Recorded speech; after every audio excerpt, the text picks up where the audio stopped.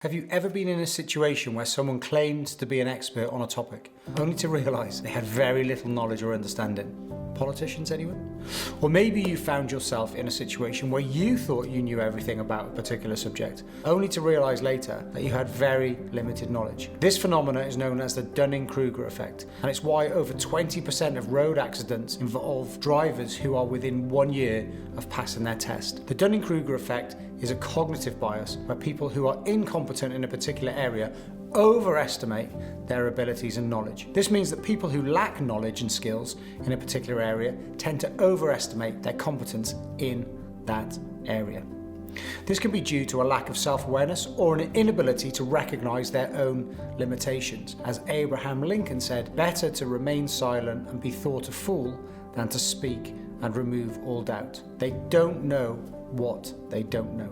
On the other hand, people who are skilled and knowledgeable in a particular area tend to underestimate their abilities. This is because they assume that everyone else is just as knowledgeable and skilled as they are, leading them to underestimate their own expertise. Now, the Dunning-Kruger effect was first identified by two psychologists, David Dunning and Justin Kruger, in a series of experiments in the late 1990s. In one of their experiments, they asked participants to rate their own abilities in various tasks such as grammar, logical reasoning, and humour.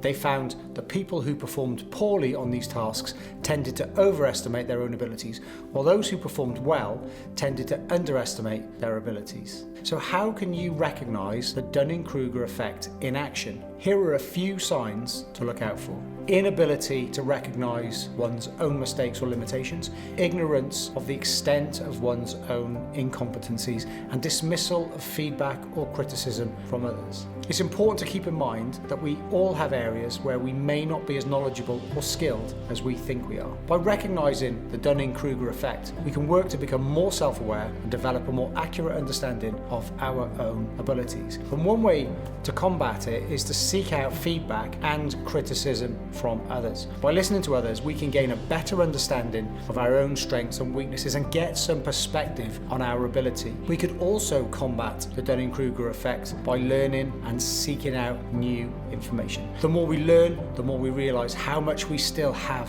to learn. Now, the Dunning-Kruger effect is a cognitive bias that follows this curve, where people who are incompetent in a particular area tend to overestimate their abilities and knowledge, then they fail, often spectacularly, and then their experience and confidence realign. They now know what they don't know. Those who are skilled or knowledgeable tend to underestimate their abilities. Now, the features of the chart have got names: the peak of Mount Stupid, the valley of despair, and the slope of enlightenment. By recognising the signs of the Dunning-Kruger effect, we can work to become more self-aware and develop a more accurate understanding of our own abilities and, more importantly, limitations. Thanks for watching, and I'll see you in the next video.